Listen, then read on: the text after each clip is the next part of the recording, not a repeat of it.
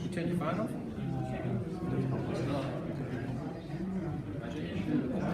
Hello. Good girl. Oh my God. Megan. Hello, Megan. I'm Megan. Pleased to meet you.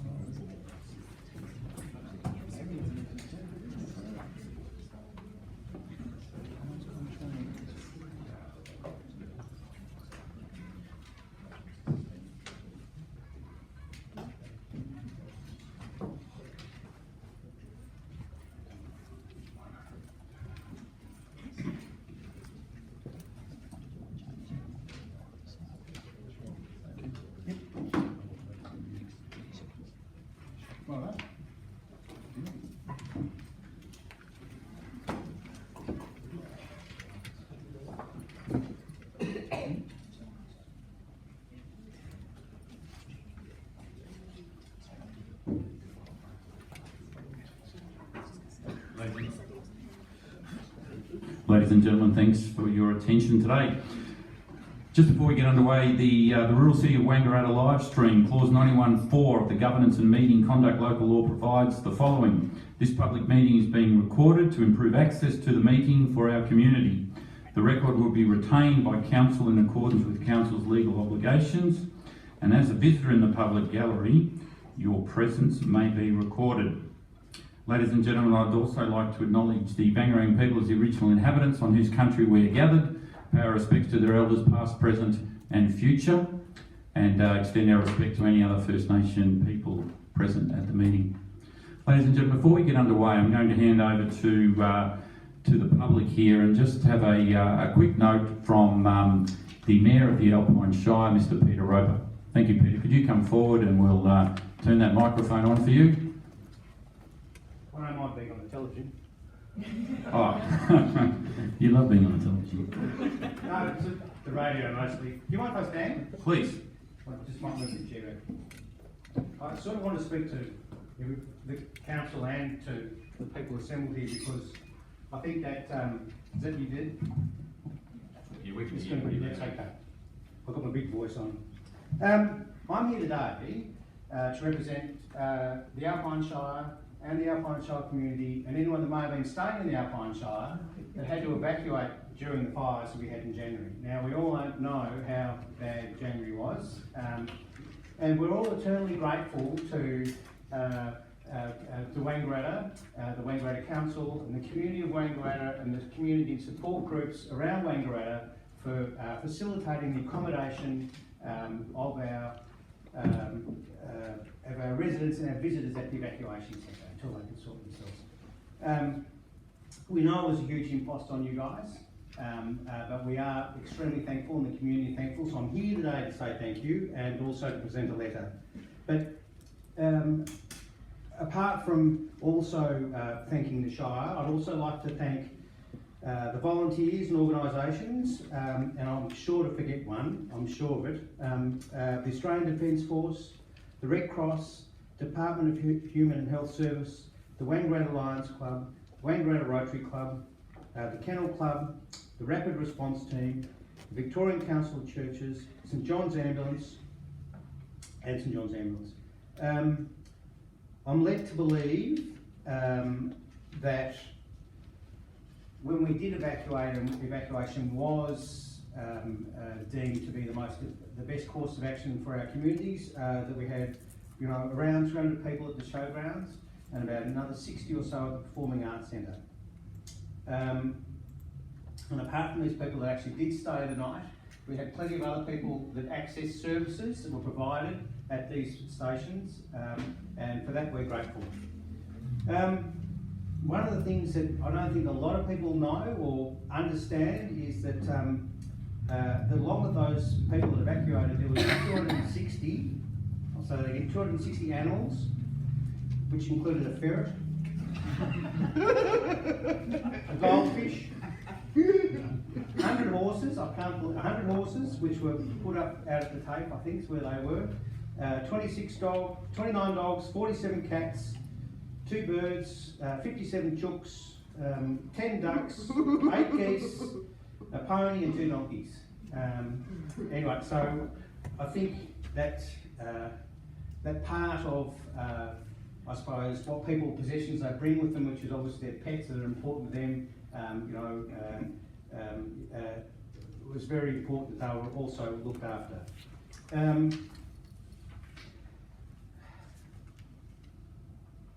As a thank you, and I'm not quite sure if we are going to be able to say thank you enough, because in reality, when Bright was smoke affected and we couldn't get our staff to work, you guys provided desks for some of our staff as well too, so they could work from here to help with the bushfire, or continue with their job, so they were working in the Wangaratta offices, and that was greatly appreciated. But as a thank you from Alpine Shire and our residents, we would like to donate to the rural city of Wangaratta 5 $100 vouchers to be dealt with in a manner that you guys see fit, whether it's via raffle at the thank you day for the volunteers, or wherever you think to do, 5 $100 vouchers, so that the beneficiaries of those vouchers can spend them in the Alpine Shire, any business they see fit. We look forward to the continued relationship that we have with the great continued relationship we have, continuing the great relationship we have with Wangaratta. I know there's a boundary between us and you with somebody else, and it's interesting at times, and we also butt hard up against you in other places. But thank you very much again, and I would also like to present the Mayor a letter of thanks, a bushfire letter of thanks from us, which I hopefully I wouldn't want to lean across the desk and cause security to come past you. So thank you very much. Thank you very much.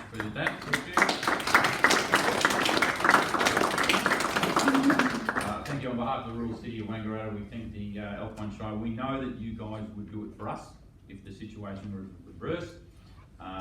We have been trying for a while here at the rural city to sort of get rid of Alpine and make it part of Wangaratta, the rural city. We're still working on that one, but hopefully we'll get there, and I'll certainly spend that $500 worth of vouchers personally if I need to. Yeah, so thank you very much. So, it is a great working relationship we have with the Alpine Shire and most of the other shires close to us, such as Indigo, etc. But we do have a close affiliation with Alpine, and we know that will continue throughout the years, and we thank you for the appreciation, but we know that you guys will do it for us too, and we'll reciprocate it, but it's always great to be acknowledged, so thank you very much again. Thank you.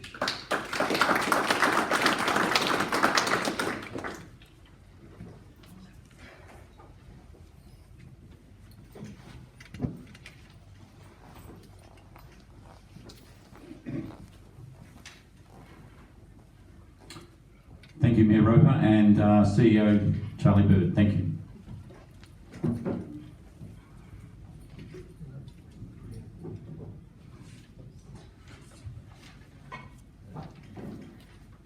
So, ladies and gentlemen, if you could all stand for the opening prayer. Almighty God, we humbly ask Thee to bless and guide this council in its deliberations so that we may truly preserve the welfare of the people whom we serve. Amen.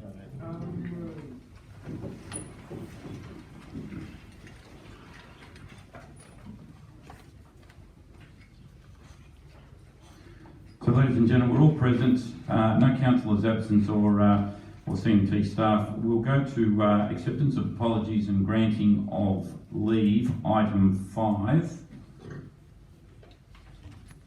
And the recommendation is that the Mayor, which is me, be granted leave of absence for the period of Monday the 15th of June 2020 to Sunday the 2nd of August 2020. Can I please have a mover and a seconder for that? Councillor Clark to move and Councillor Fuller to second. All those in favour? The motion is carried. The confirmation of the minutes from our previous council meeting, which was back in December. Can I have a mover and a seconder for that, please? So mover, Councillor Fitzpatrick, and seconder, Councillor Benton. All those in favour? True and correct. The motion is carried. Ladies and gentlemen, item 8 on our agenda tonight is a conflict of interest disclosure. We have to disclose if any of our councillors have a conflict in this item coming forward. So we have an item at 15.2. And I'll now hand over to Councillor Ken Clark to declare his conflict of interest. Thank you, Ken. Thank you, Mr. Mayor. I have an indirect conflict because I'm a member of the... Ken, just the mic. I did have an on. I've got an indirect conflict because I'm a member of the board and the RSL, and they're directly affected by this change to the plan, the bit. Thank you, Councillor Clark. You happy to vacate the room? Thank you. Councillor Fuller? I too have an indirect based on my workplace business being in proximity. Thank you. Councillor Fuller, you also happy to vacate the room? Thank you. So this will happen at item 15.2. Councillor Clark and Councillor Fuller will vacate the room while this item is discussed. There is no receptions of petitions or hearing of deputations. Presentation of reports. Now, ladies and gentlemen, I do have one that I'd like to bring forward. It's a bit scrappy with my notes, so bear with me. So, ladies and gentlemen, the rural city of Wangaratta witnessed, and us especially here firsthand, an incredible and selfless acts of generosity, compassion and kindness during the bushfire emergency. Wangaratta people gave their homes, donated money and offered support in so many ways that has left us very heartened and made us realise how great the people of the rural city of Wangaratta are.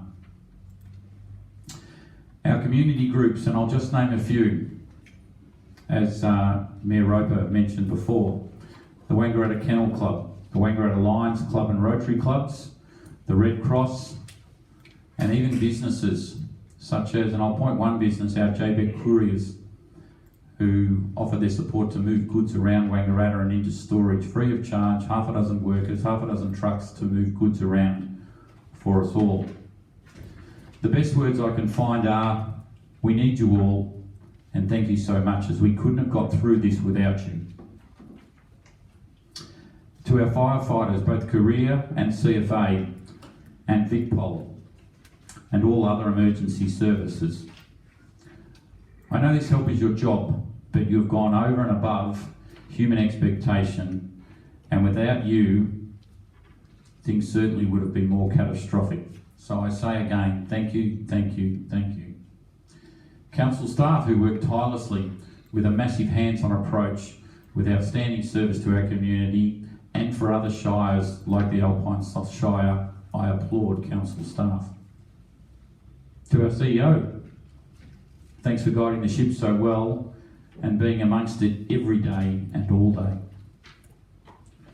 Wangaratta has had its share of bad times through natural disasters, including our floods in December 2018. We've had our share of little mini tornadoes ripping through the valley, and now our fires, and not to mention also personal tragedy for so many throughout the last couple of years.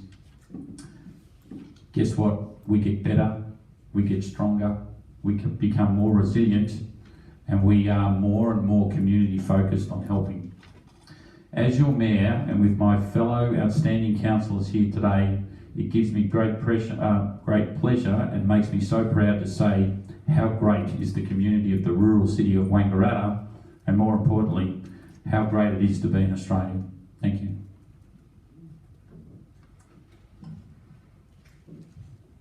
Officers' reports. Thank you, Sarah. Corporate services at item number 13.1, our quarterly finance report. Thank you. So 13.1, quarterly finance report, recommendation is just coming up on the screen. So on a quarterly basis we report our financial performance to council, which with the papers are attached in the agenda, and the recommendation is that councillors note the quarterly finance report for the period ending 31st of December and note the councillor expense report for the same period, and that this is information available on council's website. Thank you. Thank you, Sarah. Any questions from the gallery? No? Thank you. Can I have a mover, please? A seconder? Mover, Councillor Clark. Seconder, Councillor Harvey Benton. Any councillor like to talk on this motion? No? I'll put the motion forward. All those in favour? The motion is carried. Thank you, Sarah. 13.2, quarterly council plan measures. Thank you. So again, on a quarterly basis, we also report our performance in terms of our delivery of the key initiatives that we commit to in our annual council report. So this is the two reports that show our progress there. And again, the recommendation is that council receives the council plan, what you will see in the council plan measures report for 2019-2020, and the council plan measures report for Q2 of the 2019-20 financial year. Thank you, Sarah. Again, any questions from the gallery? No? We'll put the motion forward. Can I have a mover? Councillor Bussell. Councillor Fitzpatrick. As a seconder. Any councillor like to talk on the motion? No? In that case, all those in favour? The motion is carried. 13.3, Audit Advisory Committee member appointment. So this is for reappointment of an external independent member, Rowan O'Hagan, to our Audit Advisory Committee. And the recommendation is that council appoints Rowan as an external independent member to the Rural City Council's Audit Advisory Committee for a term of 3 years, expiring February 2023. Thank you, Sarah. Again, any questions from the gallery? No? Can I have a mover, please? Councillor Clark, a seconder. Councillor Curry. Any councillor like to talk on the motion? No. All those in favour? The motion is carried.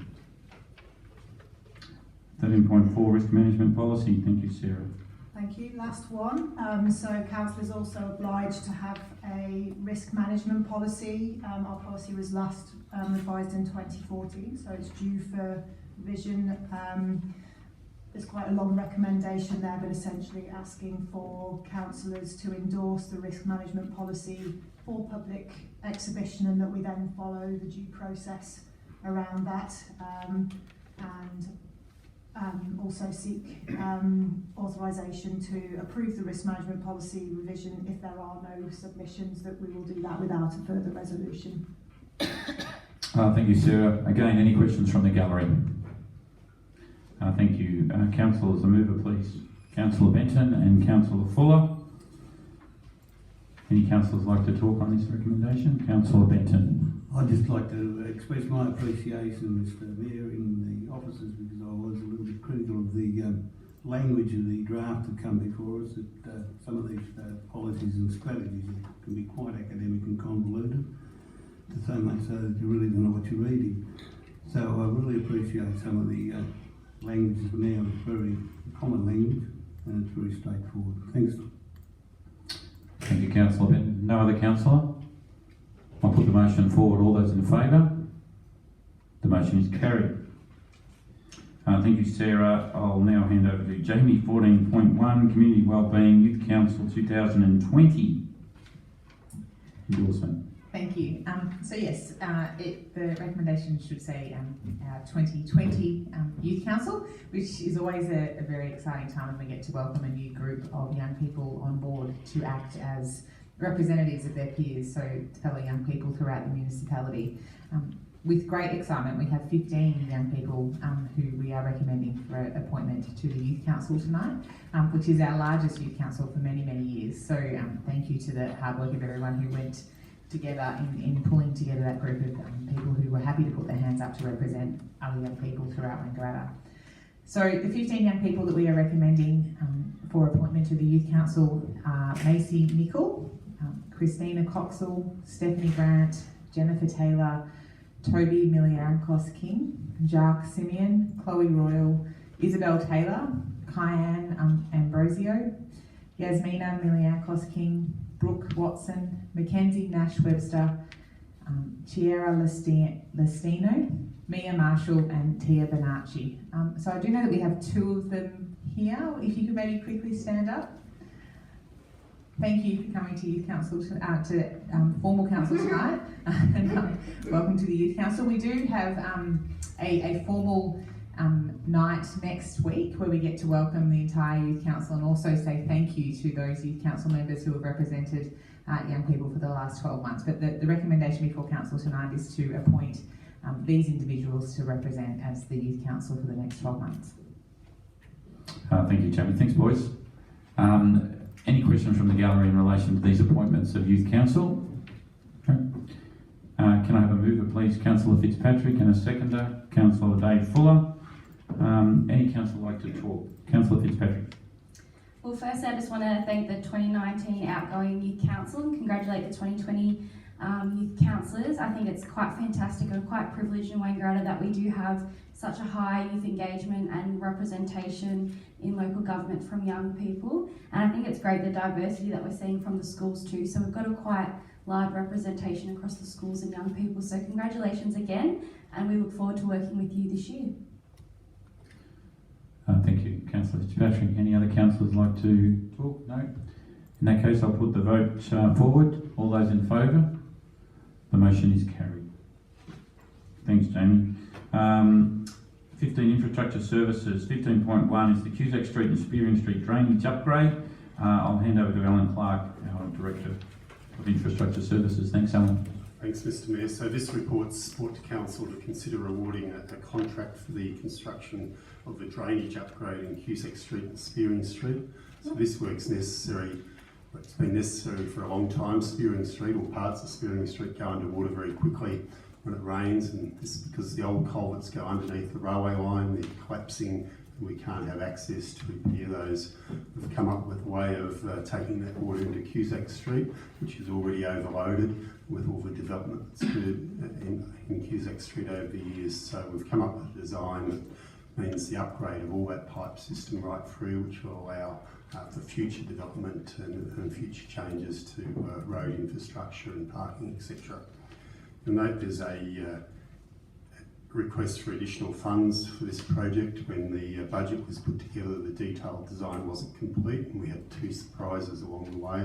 One was with the underground infrastructure, which we then thought we'd nailed, but then it turned out the gas main was in fact 4 times the capacity for which we'd been advised. That means far greater offset, which meant a redesign, much deeper work, which requires more dollars, of course. So all that was done before tender, so the prices we'll be talking about tonight have gone through that competitive process, but we do need to increase the budget. And the recommendations on the screen. Thank you, Alan. Are there any questions from the gallery in relation to this project? No, thank you. Can I have a mover to move this project? Councillor Benson and Councillor Bussell to second. Thank you. Any councillor like to talk on this project? No?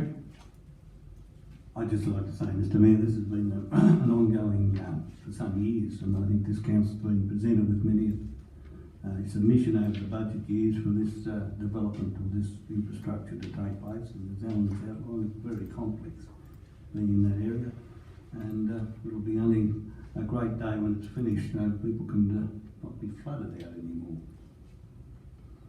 Thank you, Councillor Benton. I'd also like to just talk in relation to it. So many times we see as a council, we like infrastructure projects from Alan's department to be above ground so we can see the difference that it's making in our CBD, and we do see that, but every now and then we need to spend money under it that nobody really sees where the money goes, but let me tell you, it does need it.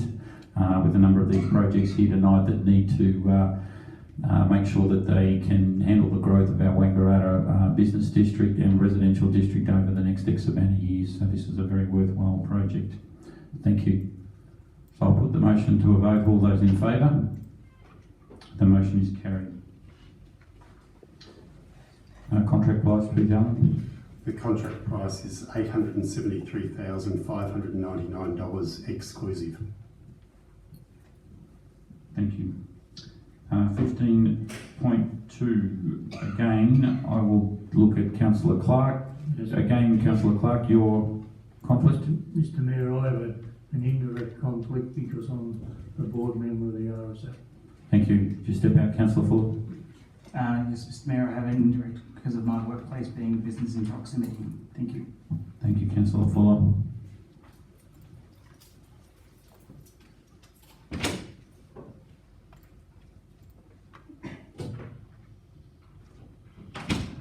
Thanks, Alan. So thank you. So this report's brought to council to consider awarding a contract for the reconstruction of the Ovens and Faithful Streets intersection. It's a very strange roundabout there, and people do get confused, and it does cause significant safety issues, and that's been compounded with the RSL opening in the old Sydney Hotel site there. The project involves reconfiguration of the existing roundabout by pulling the curb lines back, improved pedestrian access with larger refuges, and some improved street lighting, etc. So the recommendations on the screen. Thank you, Alan. Are there any questions from the gallery? Yes, Megan, come forward and push the button.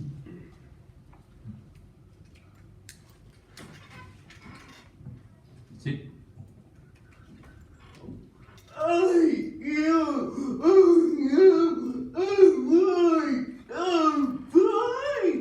You ride your bike around that roundabout? Yes.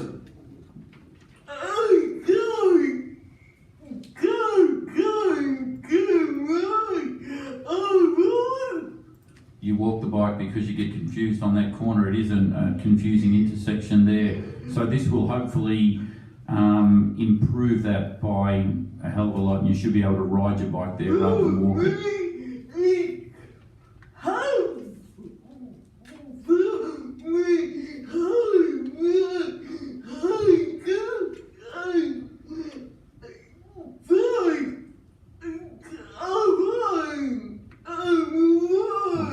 Yeah, so what the construction will be, Alan, correct me if I'm wrong, that you'll be able to drive up Oven Street as normal and turn right at that roundabout and go right or go left.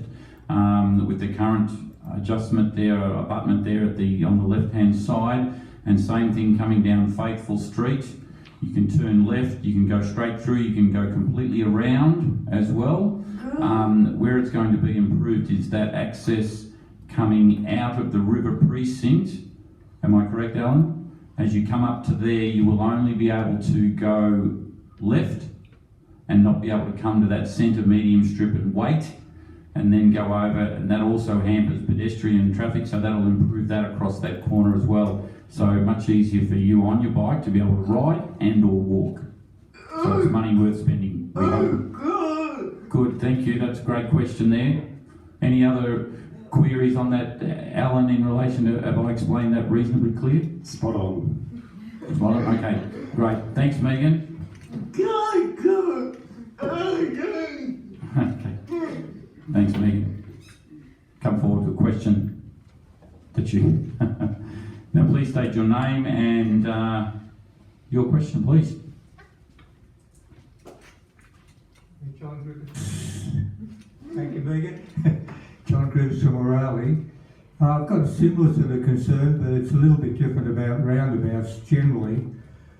I've been a bike rider through Wangaratta for many, many years, and I'm still amazed that there doesn't seem to be any real, well, I believe, real consideration of bike riders coming into any of the roundabouts. The reason being is that nearly always there's one lane coming in. Sometimes there's a bit of pedestrian areas sticking out, and then it narrows the space where the bike riders can go through. And I think I've seen the same thing everywhere almost in many places, Shepparton, Albury. I see the same thing. I look at a roundabout from the point of view of a bike rider, and I just can't believe that there can't be a bike lane. I want to talk later about bike lanes. But that's one issue. I just mentioned quickly the other one, which I find is interesting as well. When you walk down, if you're going down to the car park after leaving the RSL, there's no footpath, safe footpath. I know it's not about the roundabout, but I just mention this because it's in the same area. There's just no safe place for pedestrians to walk down after they come out of the RSL to the car park down towards the river. Thanks, John. There is a safe pathway down. You've just got to cross the road. You can go across in front of the cafes. There's a footpath all the way down and around the back along the river to get to that car park in safety. So I've got to cross over the entry road and then go back again. Yep. So you can go to the corner and you can cross over towards the cafe, and then there's a footpath all the way around. But then you've got to go back again to cross again if you want to go down to the car park. No, that goes all the way around the back. The walk path goes around in front of the cars that are parked up against the river. Oh, I must have. There's a footpath. Yeah, it was only once, okay. And I felt very on the edge. I finished up walking down the road, but perhaps I didn't look closely enough. That's right. Yeah, what about the roundabout? We'll hand it over to Alan. I'm sure there's certain regulations with big roads, so thanks, Alan. Well, in this case, it's a really tight intersection, of course, so we've made it as safe as we can for all users, so that's that specific one. And I think we've had a number of compliments from bike riders about the Working Oven Street, which they now think is the safest street. Some have said it's the safest street in Wangaratta to ride on because it's quite clear there's one lane and one lane only. Roundabouts in general, it's really tricky where we have pedestrian crossings, whether formal or informal roundabouts, because you have conflict between standouts, which make it easier for pedestrians versus the cyclists. In theory, we probably shouldn't have pedestrian crossings of any sort right at the roundabout, but we do, and we know people will cross even if we don't. So it is a tricky thing to achieve when you're retrofitting to existing intersections. But it's not forgotten. Thanks. Thank you. Thanks, John. Thanks for your question. Any other questions from the gallery on the roundabout? Okay, so I'll look for a mover and a seconder. Councillor Fitzpatrick to move, Councillor Benton to second. Any statements from councillors? No. Thank you. All those in favour of proceeding? The motion is carried. Thank you, Alan. Contract price, please. $522,006.16. Thanks, Alan. That was 5.4, so that was 5.2. I'll get the other councillors back in.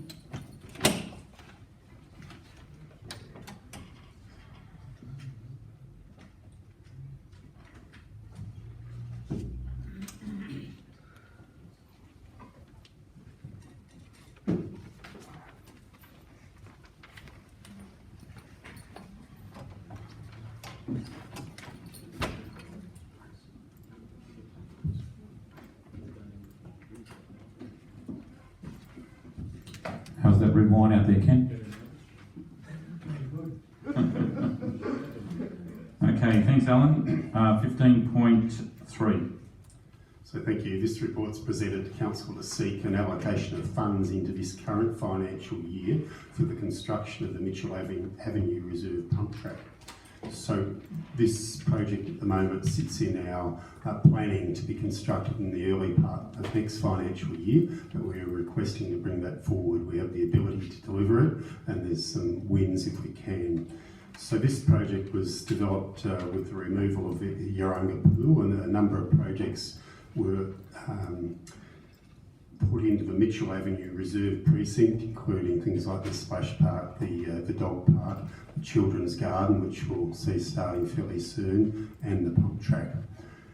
On top of that, we've had a lot of issues with bike jumps being constructed in all sorts of places around Wangaratta, and the young people in Wangaratta are really showing they want something like this, and we have the ability to deliver it a bit earlier, so that's what we're asking for tonight, to move that money from next year's program into this year's budget. Thanks, Alan. Any questions from the gallery? No? Thank you. I'll look for a mover. Councillor Fitzpatrick, and seconder Councillor Fuller. Councillors like to speak on this motion. Councillor Fitzpatrick. This is quite an exciting and modern project that I'm really looking forward to. I think it's fantastic, and thank you to our team for engaging with our young people, and I thank the young people of Wangaratta for voicing and advocating for what they want and participating and working with the rural city of Wangaratta to have this project, which is really exciting. I think it's going to bring a lot of positivity to that area as well, so awesome. Great, thank you. Councillor Fuller. Just echoing that, and also just the fact that this is great to see coming off the plan and actually into the actual work. Mitchell Avenue, since the Yarunga pool was decommissioned, have been looking for these sort of activities to happen, and it's just proving this precinct to be a better precinct for the people of Yarunga and surrounds of Wangaratta. Thank you, Councillor Fuller. Any other councillor like to talk? Councillor Clark. Thank you, Mr Mayor. I'm a little concerned that we're bringing forward 400,000 from next year's budget into this year. We are struggling to meet all our commitments, and I just believe that we may not be able to do this project, and we shouldn't be bringing the funds forward. Thank you, Councillor Clark. Can I ask you a question? Are you saying we're struggling financially to meet this commitment, or struggling on CapEx works to complete the project on time? CapEx project. Yep. Alan, would you like to respond? I probably have a slightly different view. I think we're travelling really well on our CapEx delivery this year. With the contracts we're awarding tonight, it meets all of that's the last of the contracts to be awarded this financial year. We will have committed $43 million for expenditure. We're currently actually spent 16 million, but we've got some of the big projects like the aquatics project hitting some of the large expense items once they start pouring concrete in the pool, etc. So whilst things can always go wrong, I think we are travelling fairly well, and that this project won't have any impact on other projects. It's simply appointing a project manager to do it. We have a firm lined up to complete the works. So I don't think it will impact on any other delivery, Mr Mayor. Thank you, Alan, and thank you, Councillor Clark, for your comments. Councillor Fitzpatrick, would you like to close on this? Okay? Okay. I'll put the motion to a vote. All those in favour? The motion is carried.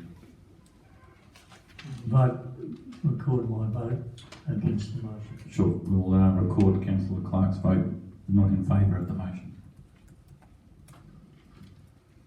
Thank you, Alan.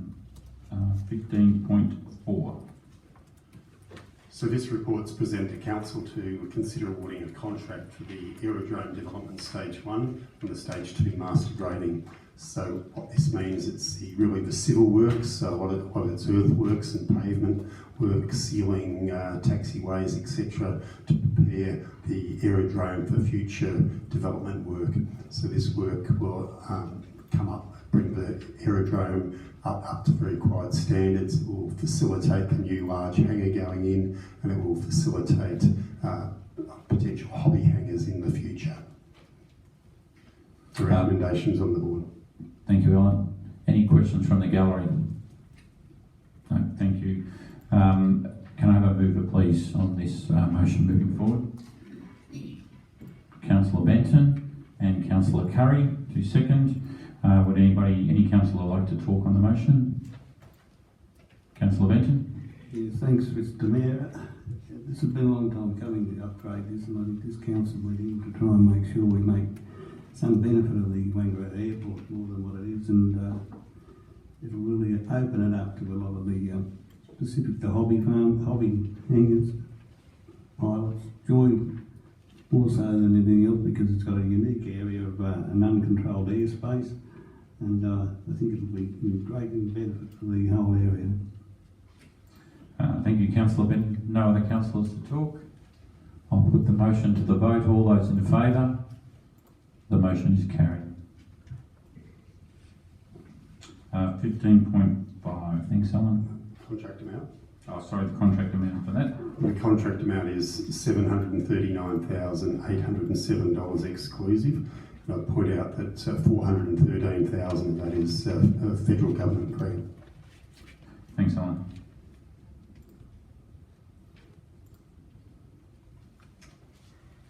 The final one for infrastructure.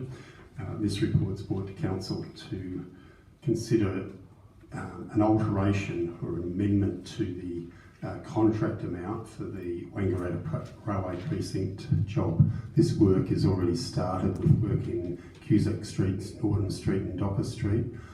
North East Water want to replace the water mains underneath these roads as we open them up, which makes a lot of sense. It also makes sense for one contractor to do this work rather than having two contractors try to fight for the space.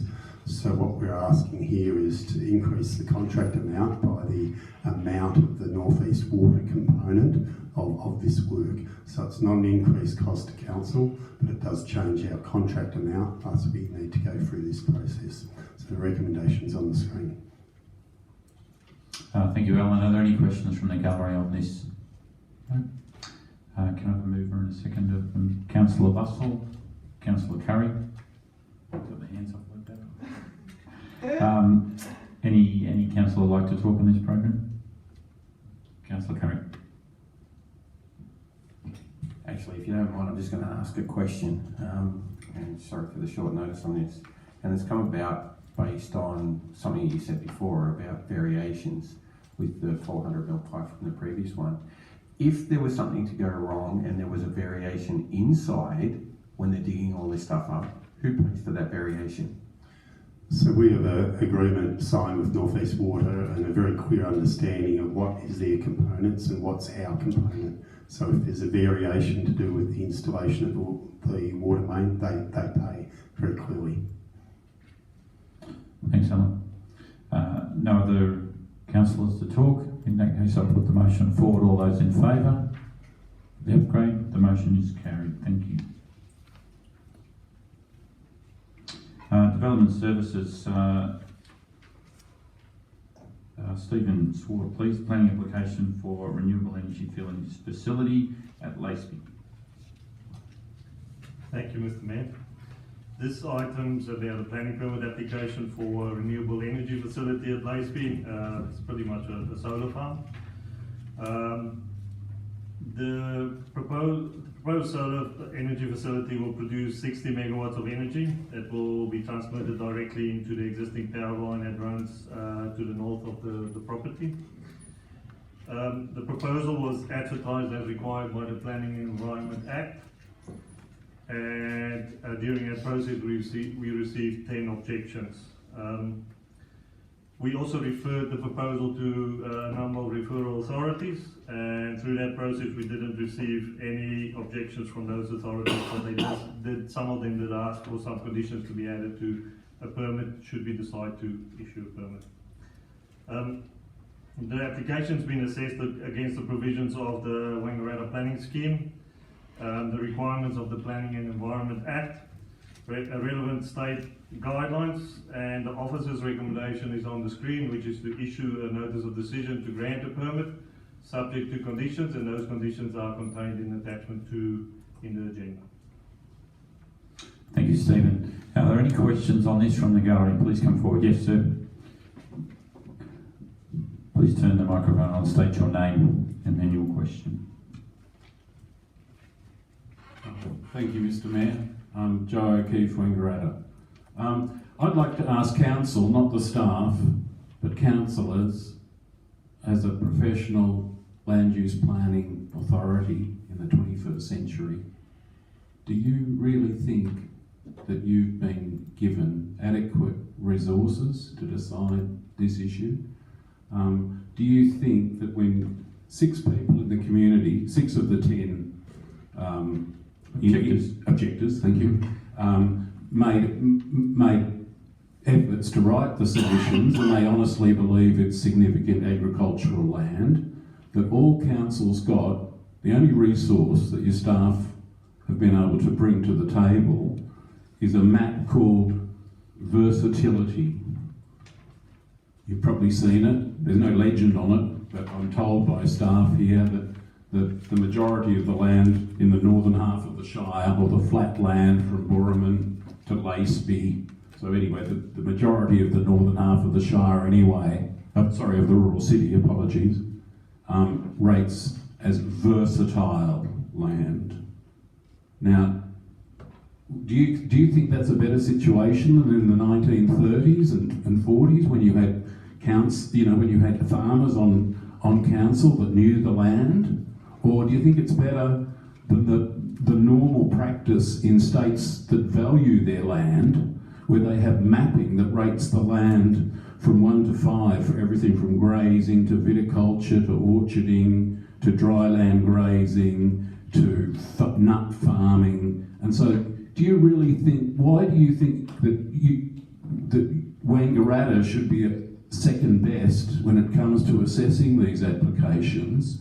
And why do you think that the 6 people that made that submission, I don't think you think they're lying, I think you'd probably agree that they honestly believe it's significant agricultural land? Well, I don't know, because there's no mapping available. It's like a rough guide, probably first year geography at TAFE or a university. That's about the standard of the mapping that you've been resourced with to make decisions as a professional 21st century land use planning authority. And so you're willing, really, on the say-so recommendation of the staff, to tell those 6 ratepayers that they don't know what they're talking about. They might be farmers, they might know that land intimately. They might know that it's the best farming land for growing almonds in the southern hemisphere. Because a lot of people say that the land between Wangaratta, some of it, is the best farming land between Sydney and Melbourne. So council's got an opportunity to do mapping and attract people here to land that is the best land in Australia in parts. But why would you want to hide that? And why would you want to force yourself into a situation time after time when you're going to VCAT, like you did with the quarry at Markwood, where I think you made exactly the right decision? But there was no mapping that you had to show that land, what soil was there, the depth of it. So that's my question, and I know what staff's answer, I know their routine answer. They say that there's nothing about land capability in the scheme, where it clearly is. So staff are into denial.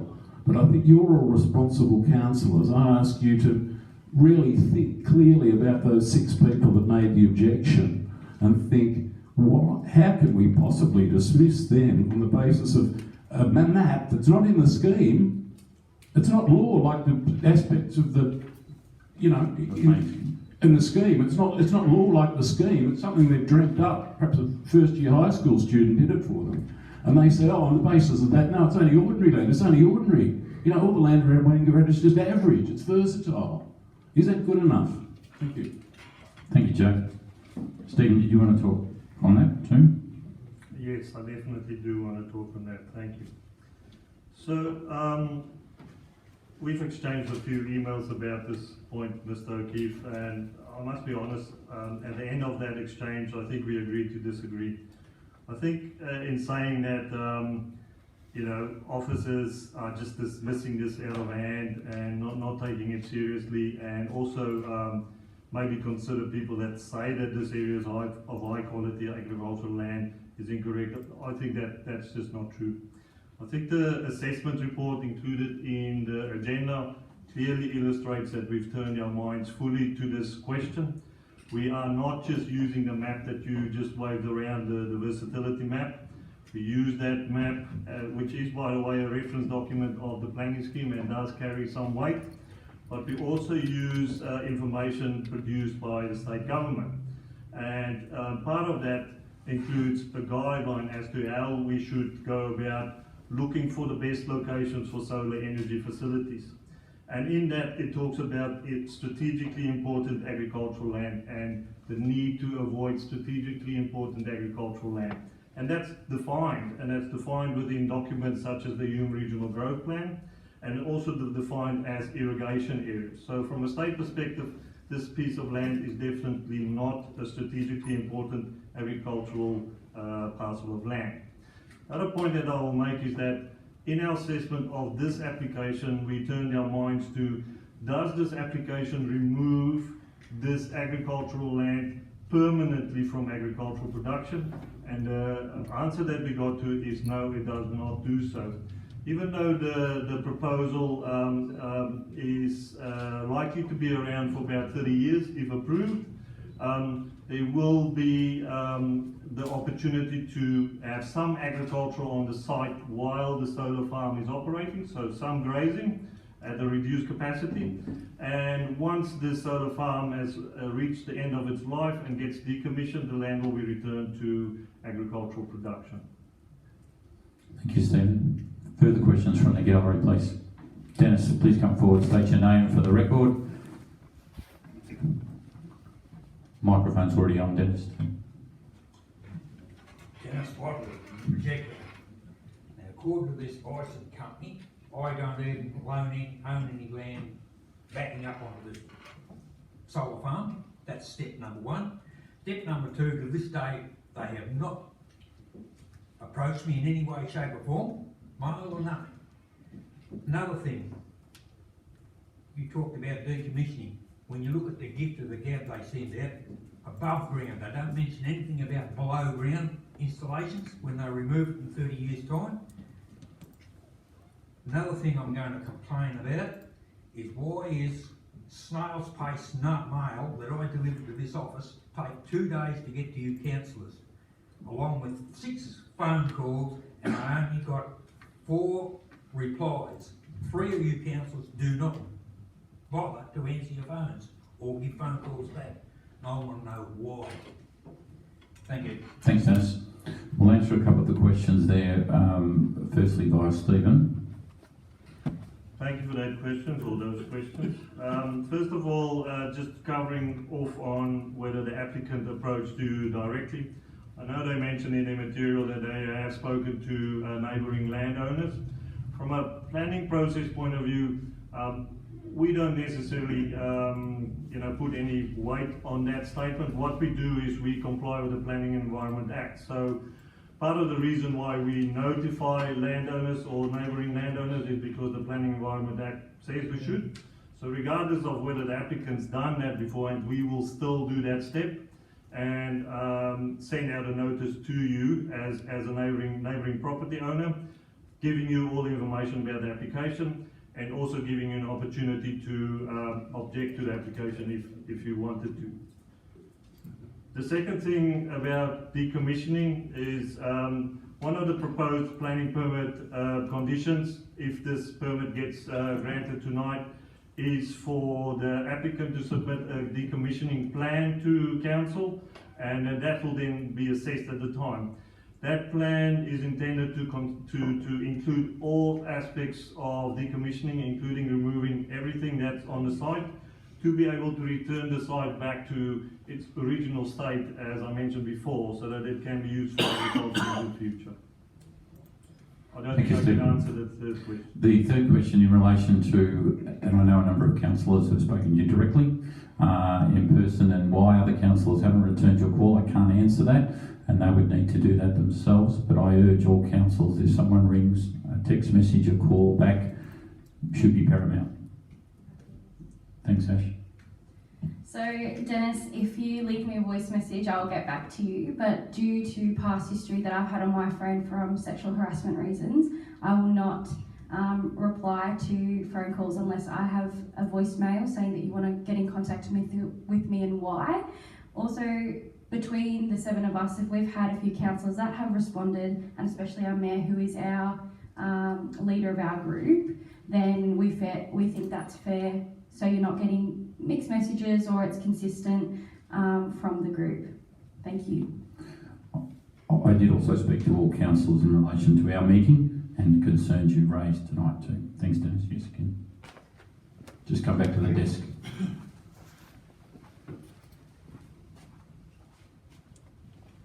Relating to that phone call, if that mail had went through, my name and phone number were on the bottom of that form I sent in. Yep. To do with solar farm. The other thing I didn't mention, has there been a study, scientific study done on 2 or 4 rainfall if this farm goes ahead, remembering there's one just across the hill? Is it going to send the water away from us or bring the water to us? Have any of you councillors come up with the scientific? There's actually 3 across the hill, not just one. 3, that's worse still. Correct. No, councillors certainly haven't done a scientific study on it or that, but Stephen, have you got a reply on that one? So some studies show that some of these facilities, especially the bigger ones, could have an impact on things like temperature in the immediate vicinity. So, but that has been shown to dissipate very quickly over a short distance.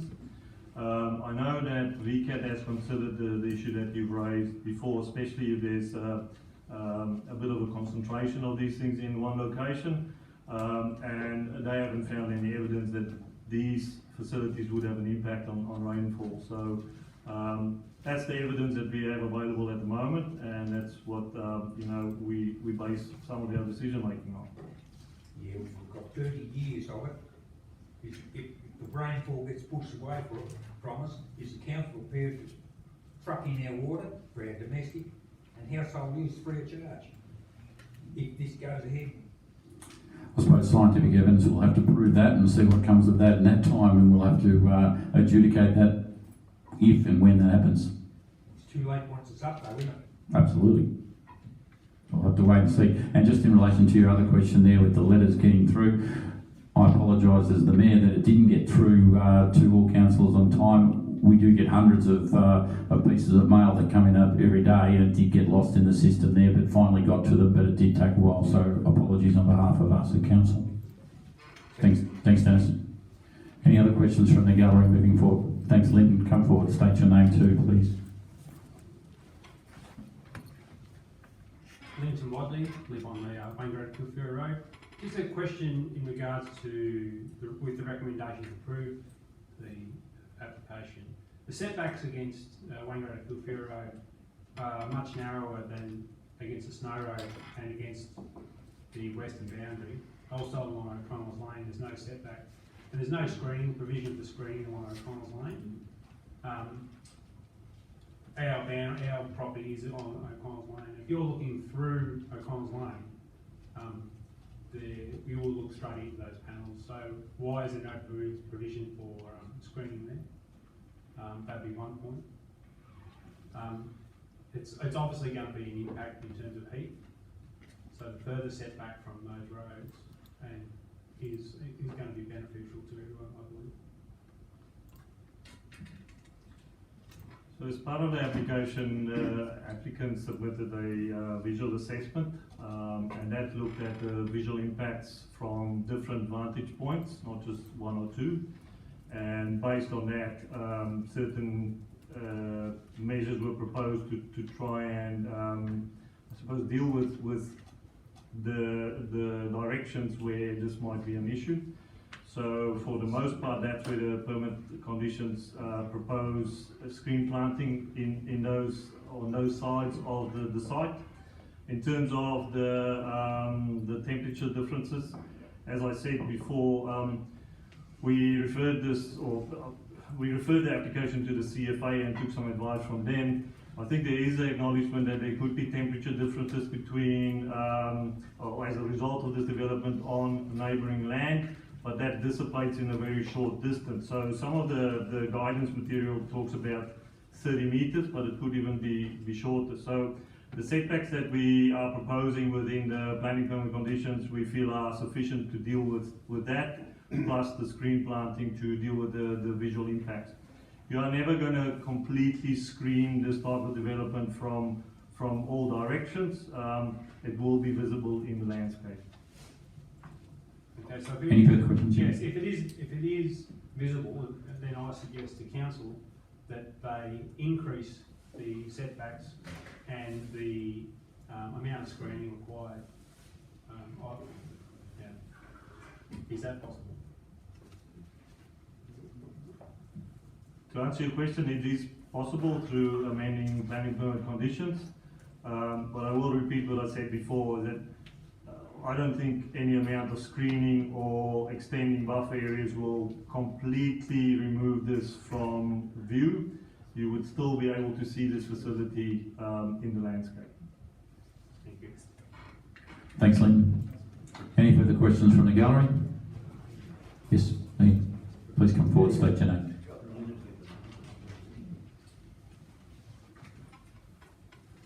Ian Wiedemann, I'm one of the 10 objectors that initially objected to this proposal. I've lived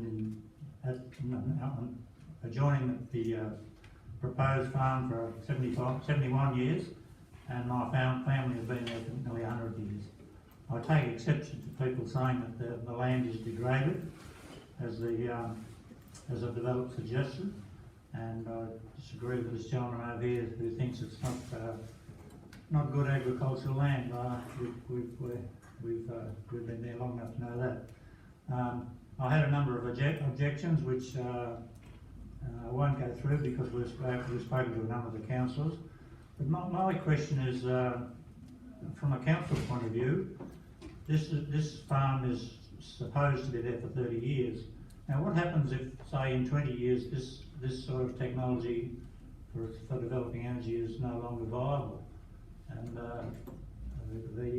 the developers just walk away from it and leaves the council with 300 acres for solar panels? Does council consider that? Yep. Stephen, is that carried out in the clean-up plan that's run by the company? Yep, so as previously mentioned, there's a decommissioning plan required as part of the draft permit conditions. The proposal is that would contain all details as to how that will take place, who's responsible for what. And the second point that I'll make is that the planning permit, if it should get issued, and the conditions associated with the planning permit will run with the land. So whoever ends up owning the land will be responsible for carrying out those permit conditions. So, and that's consistent with a number of other planning permits for solar farms that I've looked at recently, including 4 permits issued by the Minister for Planning. Yeah, my concern is that, say in 20 years' time, if the project is no longer viable and this council has left with a big bill to clean it up, that was my money. Yeah, in relation to the organisation went bankrupt or into liquidation and couldn't remediate the land, obviously the land would be then taken over and sold off for it to be cleaned up, and hopefully the value of the land would be at a lower price to allow for that clean-up of the land to be done as it carries with the title ownership on it. My only other comment would be regarding it's still being used for agriculture. Well, that's a bit of a joke really. I can't see how you could run a few sheep under solar panels in comparison to what the value of the property is now. Thank you. Thank you. Thank you, Ian. If there's no further questions from the gallery, ladies and gentlemen, I'll... Sorry? Oh, sorry, sir. I didn't see you. John Allen's my name. Might be a surprise, but I've just come to thank the council. There's no need to fall over, but I've come to thank the council. And the reason why I'm thanking the council is the work that was done outside St John's over the last 6 months.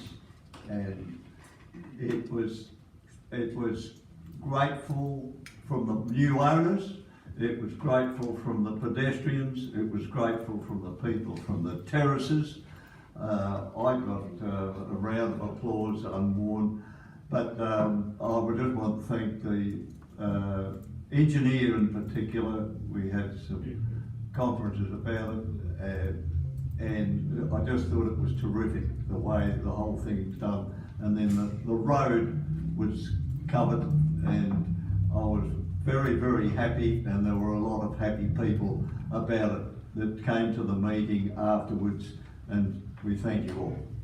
Thank you, John. Now, I've got another baby. John, just before you go on, is this in relation to the solar farm at Laceby, or this other baby in relation to some other matter?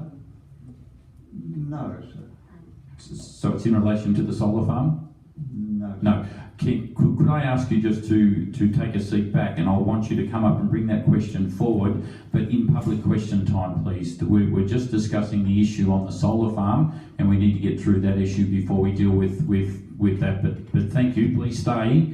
We do want to hear your query. No, that's okay. Please stay. Just take a seat, and we'll be with you shortly. Okay. Great. If there's no further questions on the solar farm, we'll look to council for a mover to get the vote up and going in relation to that. So do I have a mover on the solar farm? Councillor Russell, and a seconder? Do we have a seconder on the solar farm? Well, I'll second the solar farm to get the motion into a vote. Thank you. Would any councillor like to talk in relation to the solar farm? Councillor Russell, as the mover, would you like to talk first? Thanks, Mr. Mayor. Yeah, very happy to talk first, to move it to start the discussion. Just want to say, Mr. Mayor, I am a farmer, and there's not too much land in the Southern Ward that I don't know what its capability is. I have a vast knowledge of all the land with my life around here. So to answer Mr. O'Keefe on that point, no, the maps are not right, I know that, but I don't need those maps to make my decisions. There is never a perfect place for a large solar farm when you have houses around, Mr. Mayor. The point here, I think that this is absolutely pathetic, and I stress pathetic, that Bison have not called me, nor spoke here tonight. To me, something that is this large, it is nothing short of pathetic. And that appears to me that they don't care whether I say yes or no. That's what appears to me. But I don't want this to go to VCAT.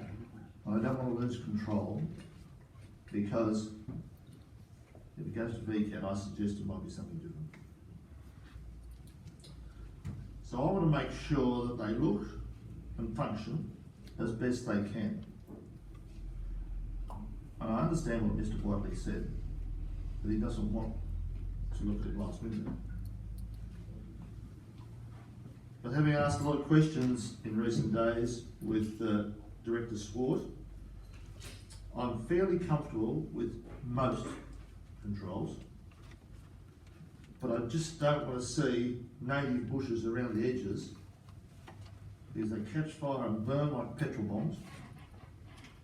And I've seen too much fire lately, burning native scrub, and I don't want to see any more on the side of the road. So I'll leave that to the CFA to control the native veg in the side. My preference is that I'd have English trees, English type trees, that tend not to be as flammable, and they must be permanently watered, and all dead trees must be replaced over the life of the solar farm. I'm not confident this farm will ever go ahead.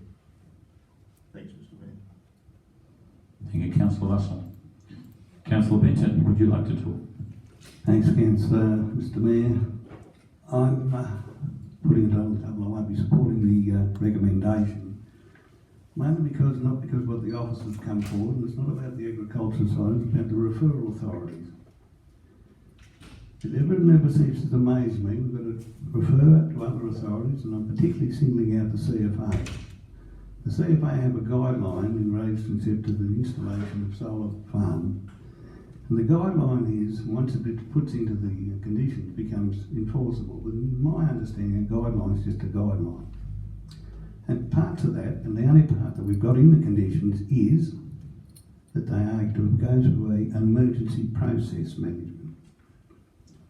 When you read that, it's so aloof, it doesn't report and doesn't direct anybody with the permit holder to any other part of that document. There's a part in there that I would have loved to have seen put into it and tried to get put into it, is 2.41. It's a formalisation of the local fire brigade, which I think would address a lot of issues that our colleagues have just addressed, and address a lot of the issues. Number one, it would bring the bison to talk to the community, because the local fire brigade would be there annually, because that's a part of the conditions. And number one, it would also address some of the flammability and fuel reduction within that facility. It also would have, over the lifetime, the ability to start the community. If this thing's decommissioned, it would bring about some sort of a dialogue to make sure that the things are going to happen. And I'll bet within the next 30 years, some of the components in these glasses, and I've been around a fair long time, I've never ceased to amaze that in word is it's got contaminants in it. Where are we going to put it? It's got something in it. We could address those things if the whole issue could be talked. I don't believe it needs to be neighbours become bastards and talk against their neighbours and be the people who are going to report on them. I find it difficult just to have a process that goes through that and then have a book information. And these are the directions from the CFA. I must admit I have a little bit of trouble with the CFA, and I'm in the emergency portfolio. With some of the reasoning that's going on with the CFA, they're completely lost. But if they want to be a referral authority, they must be fair dinkum and must stick to their guidelines. Don't have some other wishy-washy thing put in to try and get around corners and make people, because the process is like walking at art when you read the document. What I like, you mightn't like. So what gets put into the process? What does it mean? Who looks at it? Who's going to trigger it? Who goes forward? Until those questions can be answered, I haven't got the confidence that this thing is going to be kept under keel, I suppose the terminology for me, going forward. So I'm not supporting them. No, I'm not against solar farms. I'll say I support solar farms. I've got solar on my buildings at home. But the process of going forward, the amenities and that people could be maintained, and the Fire Act could be used to make sure that that is done. Not at the moment. We haven't got it because it's only going to direct through a process. Thank you, Mr Mayor. Thank you, Councillor Benton. Any other councillors like to talk further? Councillor Thorne? I'm struggling to support this, not on the basis of not supporting renewables and wanting to see us progress in that, but there are so many elements of this, as Councillor Bustle and Benton have said in regards to the referral agencies and such. I'm all for renewables and I want to see us progress in the future, but I don't think we've got all the answers in this instance. Thank you, Councillor. Any other further councillors? Councillor Curry. I'd lie if I didn't say I'm all for progression and renewable energy, but I spoke once about solar farms out of Glenrowan there not that long ago. But one of the couple of things that concerned me, I was travelling around Germany recently and seen some old wind farms, and the eyesores that were created, and the locals were really not happy about it.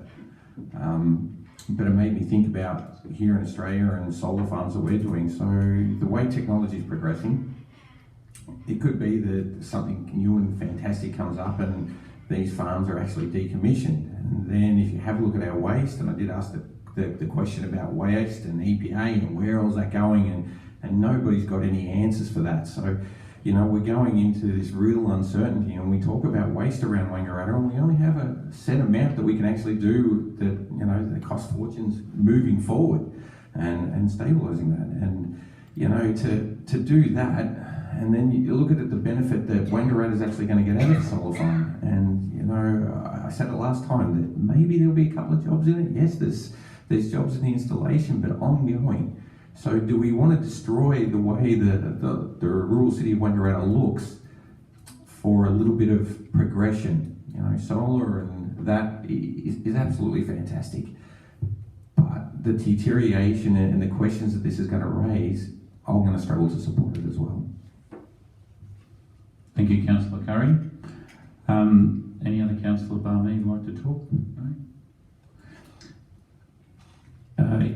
In my discussion on solar farms, I'll hand a question over to Councillor Bustle that I hope he can support.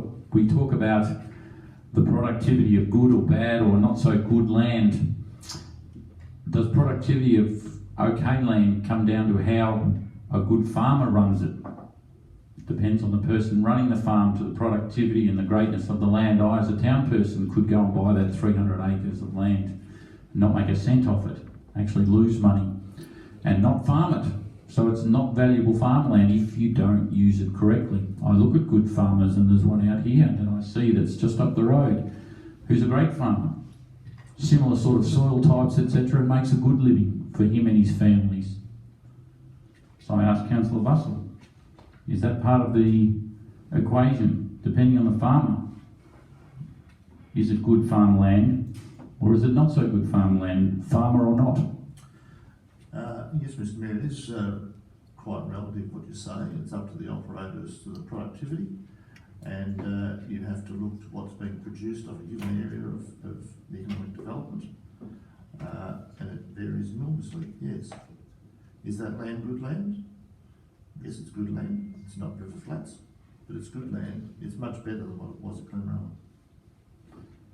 Thank you, Councillor Bustle. So I then put forward the fact that Victorian government's aim is to have more solar farms throughout Victoria, and we're going to see them pop up everywhere shortly. Point of order, Mr Mayor. Yes. Councillor Bustle's closed to the debate. Well, I'm changing that point of order because I was asking him a question, not asking him to finalise as the end of his statement. So I'll go back to Councillor Bustle at the end if he wants to make a final statement. So Victorian government's ideal is to have more solar farms, and we will be seeing this over the next 10 years, and plus there's a lot smaller farmland being turned into solar farms, 30, 40 acre properties with direct links onto the line, back to the grid and storage. I don't feel that the decision that we make today as councillors, and this is where the decision comes back, that I'm a strong believer that Victorian government will override our decision. Whether it's approved, not approved, it goes to VCAT. The Victorian government will follow through and approve this solar farm, whether we're all against it or we're all for it, and the objectors come in and object and go to VCAT. So that process, to my wording now, is beyond us, and it is evident now that any solar farm application coming forward in the future will be referred directly to Victorian government and won't come through councils. However, it's our decision to see where our councillors fall today. So I'll turn back to Councillor Bustle for him to enter the debate. Thanks, Mr Mayor. I acknowledge that this is not perfect, but as I said, I just hate losing control because if this ends up at VCAT, it may not have the same controls as what our councillors put on this, and that's what I'm quite concerned about here. So I'll be voting for purely on those reasons, that I'd rather have control than no control. Thanks, Mr Mayor. Thank you, Councillor Bustle. So, ladies and gentlemen, I'll put the motion to a vote at 16.1, planning application for a renewable energy farm to run with the recommendation of council, which is of our department here, is to approve the planning farm. All those in favour, please raise their hands. All those against? So therefore the motion is not carried. Don't get too many refusals. So is it classed as a refusal of motion? The motion's just not carried. Just lost. Thank you, ladies and gentlemen, for that one. We'll move on to the next item. Is development service, Stephen, planning permit application for a boundary realignment in Allens Lane, Meadow Creek. Thank you. 16.2. Thank you, Mr. Mayor. This item's about the planning permit application for a boundary realignment in Allens Lane, Meadow Creek. It's also called a house lot excision. The application seeks approval for the realignment of a common boundary between two lots, creating a 3.1 hectare allotment containing an existing dwelling and agricultural shedding, and a balanced lot that's about 54.4 hectares. The proposal was advertised as required and the council did not receive any objections. The requirements of the Planning Environment Act and former VCAT decisions on similar applications have been considered. The proposal has also been assessed against the provisions of the Wangaratta planning scheme, including the farming zone and state and local policies. And the officer's recommendation is up on the screen, which is that council refuse to grant the planning permit on a number of grounds, including that the proposal does not support the purpose of the farming zone and does not accord with the decision guidelines of the farming zone. That the proposal is not supported by relevant state, regional and local planning policies, and that includes state policies on settlement and protection of agricultural land, and local policies on rural land use and agriculture, as well as subdivision and rural areas. The proposal is also not supported by local and state strategic documents, including the Hume Regional Growth Plan. Thank you, Stephen. Firstly, I'd like to put an alternate motion forward, and is that council to grant, this is my motion putting forward, there may be a couple of motions put here tonight, unless this one gets up. The council grant a planning permit with respect to the planning application, PIN application 19/212 for a boundary realignment at 1350 Allens Lane, Meadow Creek, subject to the conditions listed. I won't go over all those conditions, but it is also to allow on the remaining land for a dwelling to be built on the remaining 120 plus acres of land for a remaining dwelling, and not to have a 173 agreement put on it that restricts the owner from having another dwelling built on that land. So that is my motion put forward, with the associated conditions as per the applicant would be aware. So that's the motion put forward. Are there any questions from the gallery? And I'll get you to come up now, Sue. You please just state your name.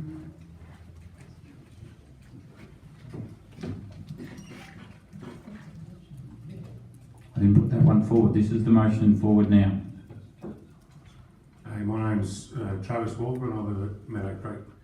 I've got a few comments I'd like to add. I just want to start with, if my comments, I'd like them not to be interpreted as a criticism of council staff.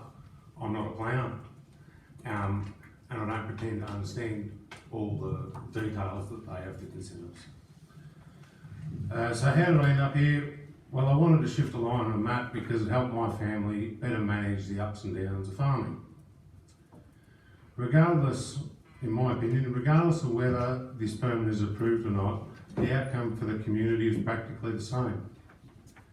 The small parcel on which this house sits hasn't been farmed since the house was built, some 40 years ago. And regardless of whether this permit's approved or not, the outcome for the community is practically the same. As for potential conflict of interest arising around farming activities, this potential is the same whether it is a new owner or a tenant living in the house. Again, whether the permit is approved or not, the outcome for the community is the same. Whether I rent the house out or whether it's a new owner buys it, subject to subdivision. Now, I understand that planning may involve a bit of crystal ball gazing and some technicalities, but I suggest that we need to have a little bit of be a little bit practical about the problems that might actually arise from issuing a planning permit. And just to try and illustrate this, I draw you to a quote from page 140 of the agenda. And it wrote that the potential for the use or development to limit the operation and expansion of adjoining and nearby agricultural uses. The response that's in the report is the subdivision will result in an allotment that's in excess of 40 hectares that will create an as of right for another dwelling. But then they go on to say, depending on future positioning, this has the potential to limit larger agricultural land uses such as broiler farms or cattle feedlots. Now, even if that went ahead and there was another house built, and it sort of gets into a bit of a protracted hypothetical that if all of these things happened, I struggle to understand how the likelihood of a broiler farm, a large broiler farm, or a new cattle feedlot getting built in that area, regardless of whether this went ahead. So, to me, that sort of illustrates that maybe we need to look at it a bit more practically. Anyway, thank you for listening to my comments. Travis, thanks for your time. Are there any other questions from the gallery on this planning condition here, this planning motion? Well, thank you, ladies and gentlemen. I'll the motion put forward. I'll move the motion forward. Do I have a second to move the motion? Councillor Bussell, this is my motion moving forward. Would any councillor like to talk on this? Amendment, Mr. Chairman, Mr. Mayor. I'll move an amendment to your motion with the addition of the 173 agreement be put on the condition, on the permit for the additional land as per number 5, and if you want me to read the whole condition out. No, I'm happy for you to advise of that amendment. I'm not happy to accept that as my motion. I'm moving that as an amendment to your motion. Okay. Right. Let's debate the amendment. Councillor Clark, would you like to? Sorry, do you want to speak first on this? I'll okay. To the amendment? Amendment. I think my colleague at the right of me here, we sat for 8 months through a rural land strategy when the rural community of the rural city of Wangaratta just about went into civil war back in the early 90s in relationship to having 250 hectares. And I know the outcome of all the debate we had, the one thing we couldn't agree on was excisions in the rural sector. We couldn't get a unanimous decision to make a recommendation to the rural city council. There was one thing that always stuck in my mind at the time was the policy that is the state standard of one house or one dwelling per 40 hectares. I've had the same situation over my lifetime. I wouldn't have been able to be a farmer unless I could have been able to subdivide my housing block and make sure that I had a little bit of autonomy or sovereignty that I could put down as security. And one of the reasons I did that is to be able to farm the land that I was around. I also understand we've had some heartaches around this council chamber in relationship to people in close vicinity of agricultural production that didn't understand, don't really realise what's going on, and they've got all the rights in the world to go out and complain, and it makes nothing but tears to everyone. So putting a 173 agreement over this, on top of this permit, gives the same density ratio of one dwelling per 100 acres. And we still have the same amenities, we still have the same ambience we've got out there.